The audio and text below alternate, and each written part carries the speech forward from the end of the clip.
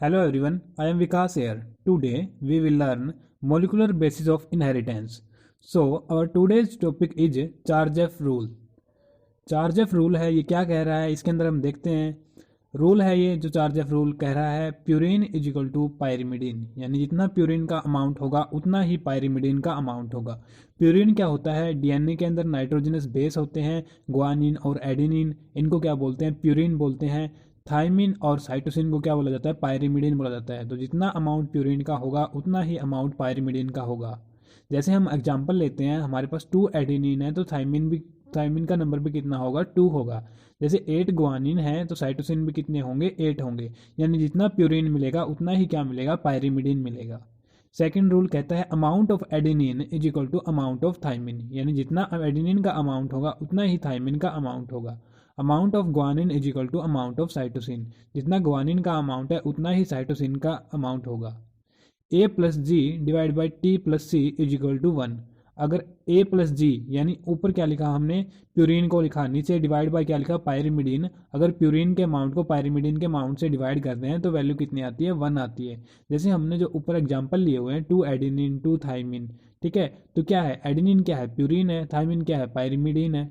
तो प्यूरिन और पायरिमिडीन, और जैसे सेकंड यहाँ पे क्या है, ग्वानिन, तो इनका अमाउंट तो डिफरेंट डिफरेंट हो सकता है, ठीक है। ए प्लस जी लिखा हमने, ए प्लस जी में क्या होगा, यानी हमारे पास जो हमने एडेनिन और ग्वानिन लिया, ठीक है, जितना अमाउंट एडेनिन और ग्वानिन का है उसके डिवाइड में हमने क्या किया, थाइमिन और साइटोसिन को लिख दिया, ठीक है, पायरिमिडीन को लिख दिया। यानी प्यूरिन डिवाइड बाय पायरिमिडीन किसकी वैल्यू आएगी, 1 के इक्वल इसकी वैल्यू आती है।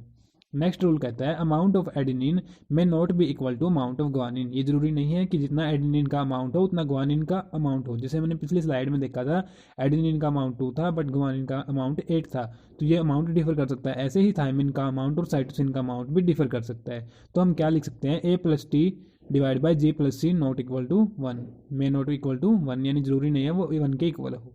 और जो ये वैल्यू आती है ये कांस्टेंट फॉर ए स्पीसीज आती है, उस स्पीसीज के जितने भी मेंबर्स हैं उन सभी के लिए वैल्यू आएगी जो A plus T divide by G plus C, वो सभी के लिए कांस्टेंट आएगी।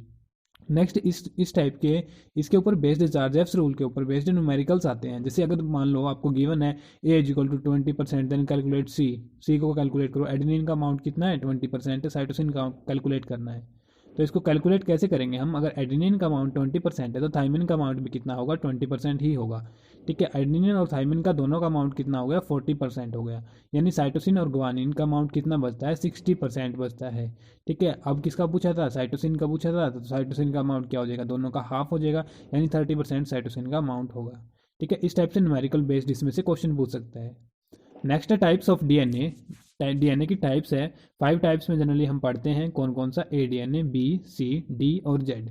जो हम मेनली पढ़ते हैं वो बी डीएनए ही पढ़ते हैं, जिसमें कितने बेस पेयर होते हैं, 10 बेस पेयर। ये किस में डिफर कर रहे हैं, नंबर ऑफ बेस पेयर में डिफर कर रहे हैं और इनकी कॉइलिंग में डिफर करते हैं। तो ए डीएनए में कितने बेस पेयर होते हैं, 11 बेस पेयर होंगे, बी में 10 होंगे, सी में 9.33 होंगे। 33 का मतलब है यानी कि जो 10th बेस पेयर है वो जो कंप्लीट नहीं है, जो 1 पिच है 34 एंगस्ट्रॉम की, उसके अंदर कंप्लीट बेस पेयर नहीं आता 10th, ठीक है।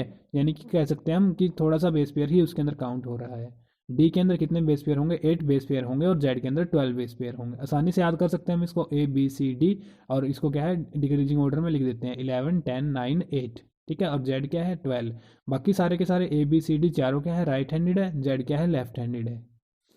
नेक्स्ट आता है पैकेजिंग ऑफ डीएनए हेलिक्स। जो डीएनए हेलिक्स है वो कैसे पैक्ड है, ठीक है। इतने से न्यूक्लियस का साइज कितना होता है, 10⁻⁻⁻6 मीटर, और डीएनए की लेंथ कितनी होती है एक सेल में, 2.2 मीटर, ठीक है। इतने छोटे से न्यूक्लियस के अंदर इतना बड़ा डीएनए कैसे पैक्ड है, तो वही हम मैकेनिज्म देखेंगे कैसे पैक्ड है। Woodcock observed thickening in the chromatin. जो क्रोमेटिन है, क्रोमेटिन कब देखने को मिलता है, जो प्रोफेज है, जब हम सेल साइकिल पढ़ते हैं, सेल डिवीजन पढ़ते हैं, तो हम उसमें देखते हैं prophase, metaphase, anaphase, telophase. Prophase में हम क्या बनाते हैं, क्रोमेटिन बनाते हैं, है ना, धागे जैसा स्ट्रक्चर बनाते हैं, ऐसे न्यूक्लियस के अंदर पड़ा हुआ है, फिर वो कंडेंस होता जाता है, मेटाफेज में हम उनको क्रोमोजोम बना देते हैं। तो इन्होंने वुडॉक ने क्या देखा, जो क्रोमेटिन था उसके ऊपर थिकनिंग्स थी, उन थिकनिंग्स को क्या मतलब बीडेड अपीयरेंस दिख रहे थे, क्रोमेटिन कैसे दिख रहे थे, बीडेड अपीयरेंस। जब इन्होंने इलेक्ट्रॉन माइक्रोस्कोप में इसको देखा। Term nucleosome was given by Oudet. Nucleosome term किन्होंने दी थी, आउडेट ने दी थी। Nucleosome is made up of histone octamer. Nucleosome किस चीज़ का बना हुआ है, हिस्टोन ऑक्टामर का बना हुआ है, प्लस डीएनए, ठीक है। प्लस में क्या है डीएनए, यानी न्यूक्लियोसोम किस किस से बना हुआ है, हिस्टोन प्रोटीन से और डीएनए से। हिस्टोन के ऊपर क्या होगा, पॉजिटिव चार्ज होगा। ऑक्टोमर क्यों बोला है, क्योंकि इसकी 8 यूनिट्स होती हैं। और डीएनए होगा जिसके ऊपर क्या होगा, नेगेटिव चार्ज होगा। Next nucleosome also called V8 nu bodies. Nucleosome को V8 या न्यू बॉडीज भी बोलते हैं। Histone protein are rich in lysine arginine. Histone protein के अंदर कौन से अमीनो एसिड मिलते हैं, ध्यान रखना है, लाइसिन और आर्जिनिन मिलता है। अमीनो एसिड कौन कौन से मिलते हैं, लाइसिन और आर्जिनिन मिलते हैं। और जो न्यूक्लियोसोम है ये क्या होगा, जो हिस्टोन प्रोटीन है वो क्या होगा, पॉजिटिवली चार्ज होगा। और 4 हिस्टोन प्रोटीन होते हैं, कौन कौन से, H2A, H2B, H3, H4। ये सारे ऑक्टामर यानी कि दो दो यूनिट प्रेजेंट होती है इनकी, ये क्या बना देंगे, ऑक्टामर बना देंगे। जैसे डायग्राम में दिखाई दे रहा है, जो H2A है इसके पीछे एक और यूनिट है, H2B इसके पीछे एक और है, H3 के पीछे, H4 के पीछे, यानी ऑक्टामर बन जाता है। और इसके ऊपर क्या है, डीएनए रैप्ड होता है। जो इसके ऊपर डीएनए रैप्ड है हिस्टोन के प्रोटीन के ऊपर, इसको बोलते हैं कोर डीएनए। ठीक है। जो दो न्यूक्लियोसोम के बीच का जो डीएनए है उसको बोलते हैं लिंकर डीएनए। यानी न्यूक्लियोसोम क्या है, हिस्टोन ऑक्टामर होगा प्लस डीएनए होगा, डीएनए में कोर भी होगा और लिंकर भी होगा। ठीक है, कोर डीएनए इंक्लूड होगा, लिंकर डीएनए होगा। H1 क्या है, ऊपर प्रेजेंट है ताकि इसकी अनकोइलिंग ना हो। नेक्स्ट है nucleosome is equal to histone octamer plus DNA core plus linker, यानी वही बात रिपीट की है इसने। हिस्टोन ऑक्टामर होगा, डीएनए होगा, कोर और लिंकर। कोर डीएनए टेक्स 1 3/4 यानी कि 1.75 टर्न। ठीक है, न्यूक्लियोसोम के 2 टर्न भी अराउंड डीएनए के पूरे 2 टर्न नहीं होते। ठीक है, 1.7 टर्न होते हैं, जैसे आपको डायग्राम में दिखाई दे रहा है। नेक्स्ट है beads on the string structure in chromatin is packaged to form chromatin. ठीक है, क्या बनाएंगे, chromatin fibre that are further coiled and condensed at metaphase stage of cell division to form the chromosome. ठीक है, beaded appearance दिखाई दे रही है, ये क्या है, क्रोमेटिन है। क्रोमेटिन की फर्दर कंडेंसेशन होगी, क्या बनेगा, क्रोमोसोम बनेगा। For this packaging a protein comes in front of chromatin called the nucleoplasmin. इस पैकेजिंग के लिए एक प्रोटीन है, वो आता है, वो प्रोटीन कौन सा है, न्यूक्लियोप्लाज्मिन। तो वो क्या करवा देता है, क्रोमेटिन की फर्दर कोइलिंग करवा देता है। क्रोमेटिन राउंड एनसर्कल दिस न्यूक्लियोप्लाज्मिन, इसको एनसर्कल कर लेगा, विच मेक इट कर्ल्ड, जिससे क्या हो जाएगा, क्रोमेटिन कर्ल्ड हो जाएगा, कर्ल्ड अपीयरेंस देगा। दिस कर्ल्ड क्रोमेटिन, इसके बाद क्या होगा, ये कर्लिंग अपीयरेंस कौन दिलवाएगा इसको, न्यूक्लियोप्लाज्मिन दिलवाएगा। इसके बाद जैसे ही इसकी कर्लिंग अपीयरेंस होगी, क्रोमेटिन क्या होगा, बाइंड करेगा NHC से। NHC का मतलब है नॉन हिस्टोन क्रोमोजोमल प्रोटीन्स। ठीक है, फिर क्या है, वो क्रोमोजोम की फॉर्मेशन कर देगा। नेक्स्ट आता है यूक्रोमेटिन। यूक्रोमेटिन क्या है, जब क्रोमेटिन लूजली पैक्ड होता है उसको यूक्रोमेटिन बोलते हैं। और ये क्या होता है, ट्रांसक्रिप्शनली एक्टिव होता है, मीन्स इससे हम ट्रांसक्रिप्शन ट्रांसलेशन आगे की प्रोसेस करवा सकते हैं। हेट्रोक्रोमेटिन क्या होता है, chromatin that is densely packed. जब क्रोमेटिन डेंसली पैक्ड होता है, अगर इसकी स्टेनिंग करेंगे तो डार्क स्टेनिंग देगा और ट्रांसक्रिप्शनली इनएक्टिव माना गया है इसको। नेक्स्ट है the search for genetic material. अब साइंटिस्ट थे, वो जेनेटिक मटेरियल की सर्च कर रहे थे कि जेनेटिक मटेरियल डीएनए है, प्रोटीन है, ठीक है, या आरएनए है। ठीक है, जो करेक्टर्स है वो कैसे जा रहे हैं, कैसे पास हो रहे हैं। तो इसके लिए पहला जो एक्सपेरिमेंट आता है वो ट्रांसफॉर्मिंग प्रिंसिपल है, जो 1928 के अंदर फ्रेडरिक ग्रिफ्थ ने किया था। उन्होंने एक्सपेरिमेंट किया था माइस के ऊपर और बैक्टीरिया लिया था स्ट्रेप्टोकोकस न्यूमोनियाई। स्ट्रेप्टोकोकस न्यूमोनियाई क्या कर रहा था, माइस के अंदर निमोनिया कोज कर रहा था। बैक्टीरिया के अंदर 2 स्ट्रेन मिलते हैं इसके अंदर, एक स्मूथ होगा जिसको विरुलेंट भी बोलते हैं क्योंकि डिजीज कोज कर रहा है इसलिए विरुलेंट है। एक रफ होगा जिसको एविरुलेंट बोलते हैं। Smooth strain when grown on the culture plate, जब स्मूथ स्ट्रेन को कल्चर प्लेट पे ग्रो करवाया गया तो ये क्या कर रहा है, shiny colony, smooth shiny colony produce कर रहा है म्यूकस की वजह से। और वो म्यूकस किस चीज़ का बना हुआ है, पॉलीसेक्राइड का बना हुआ है। जो रफ स्ट्रेन है उसके अंदर कोई म्यूकस की कवरिंग नहीं है और वो क्या है, रफ कॉलोनी प्रोड्यूस कर रहा है। तो इन्होंने एक्सपेरिमेंट किया, जब इन्होंने माइस में स्मूथ स्ट्रेन डाला तो माइस की डेथ हो गई क्योंकि विरुलेंट था। जब इन्होंने माइस के अंदर रफ स्ट्रेन डाला तो माइस सर्वाइव कर रहा था क्योंकि विरुलेंसी नहीं थी। नेक्स्ट थर्ड है, माइस के अंदर इन्होंने क्या किया, हीट किल्ड स्मूथ डाला, तो ठीक बात है, इन्होंने हीट किल्ड कर दिया, स्मूथ स्ट्रेन की जो विरुलेंसी थी उसको रिड्यूस कर दिया तो माइस सर्वाइव कर गया। फोर्थ पॉइंट में इन्होंने क्या किया, दोनों का कम्बिनेशन डाला, यानी एक तो स्मूथ हीट किल्ड डाले और एक रफ डाले।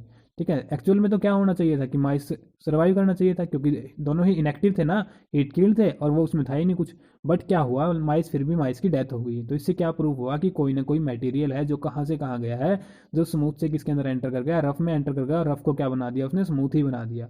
ही concluded that the R strain bacteria had somehow been transformed by heat killed S strain bacteria. उसने क्या कंक्लूजन निकाला कि जो आर स्ट्रेन बैक्टीरिया थे वो क्या हो गए, ट्रांसफॉर्म हो गए। किसकी हेल्प से, एस स्ट्रेन बैक्टीरिया की हेल्प से। तो उन्होंने क्या स्टेटमेंट दी, some transforming principle transferred from heat killed S strain had enabled R strain to synthesise a smooth polysaccharide coat and become the virulent. यानी जो एस स्ट्रेन था उसने आर स्ट्रेन को क्या करवा दिया, कन्वर्ट करवा दिया एस स्ट्रेन में ही, और विरुलेंसी का जीन है वो इंट्रोड्यूस कर दिया। This was due to the transfer of genetic material. और ये क्यों हो रहा था, जेनेटिक मटेरियल की वजह से हो रहा था। तो इसको क्या बोलते हैं, ट्रांसफॉर्मिंग प्रिंसिपल बोलते हैं। नेक्स्ट है, इसी एक्सपेरिमेंट को क्या किया गया, रिपीट किया गया, ताकि क्या प्रूफ फर्स्ट किया कि जो जेनेटिक मटेरियल है वो डीएनए है, आरएनए है या प्रोटीन है। तो इसको बोलते हैं biochemical characterisation of transforming principle. इससे पहले क्या मानते थे, जो ये एक्सपेरिमेंट किया गया इससे पहले मानते थे कि प्रोटीन जेनेटिक मटेरियल होता है। ये एक्सपेरिमेंट किसने किया था, एवरे, मैक्लियोड, मैककार्टी ने एक्सपेरिमेंट किया। इन्होंने यही एक्सपेरिमेंट किया माइस के ऊपर। इन्होंने क्या देखा, जब हीट कील्ड इन्होंने एस सेल्स ली, ठीक है, और उसको क्या किया इन्होंने, प्रोटीएज से ट्रीट कर दिया। तो ये क्या हुआ, ये कन्वर्ट हो रही थी आर सेल में, जैसे कन्वर्ट होना था इसका स्ट्रेन है वो आर सेल को कन्वर्ट कर रहा था एस सेल में, ठीक है। सेकंड केस में इन्होंने क्या लिया, हीट किल्ड जो एस सेल्स थी उसके ऊपर आरएनए से उसको ट्रीट कर दिया, ठीक है। आरएनए से जब इनको ट्रीट किया तो, और आर सेल्स के साथ इन्होंने इसको रफ सेल्स के साथ इनको कंबाइन करवाया, तो क्या हुआ, ये भी ट्रांसफॉर्म कर रही थी, क्योंकि आरएनएज आरएनए को डाइजेस्ट करता है, प्रोटीज प्रोटीन को डाइजेस्ट करता है। लेकिन थर्ड केस में जब इन्होंने डीएनएज लिया, ठीक है, जो हीट किल्ड स्मूथ सेल थी और जो रफ सेल थी, इनको किससे ट्रीट करवाया, इन्होंने डीएनए से ट्रीट करवाया, तो ये ट्रांसफॉर्मेशन नहीं हुआ। They concluded that the protein digesting enzyme and RNA digesting enzyme did not affect transformation, यानी ये ट्रांसफॉर्मेशन को अफेक्ट नहीं कर रहे। ट्रांसफॉर्मेशन किसको बोल रहा है, जब आर स्ट्रेन किस में ट्रांसफॉर्म हो रहा है, स्मूथ के अंदर ट्रांसफॉर्म हो रहा है, ठीक है। डीएनए ट्रीटमेंट इनहिबिटेड ट्रांसफॉर्मेशन, और जो डीएनए का ट्रीटमेंट था, डीएनए क्या करता है, डीएनए को ब्रेक डाउन करवा देगा। जैसे ही डीएनए का ब्रेक डाउन होगा तो डीएनए काम नहीं कर पाएगा। तो दे concluded that DNA is the hereditary material. तो इन्होंने कंक्लूजन निकाला डीएनए क्या होता है, हेरिडिटरी मटेरियल होता है।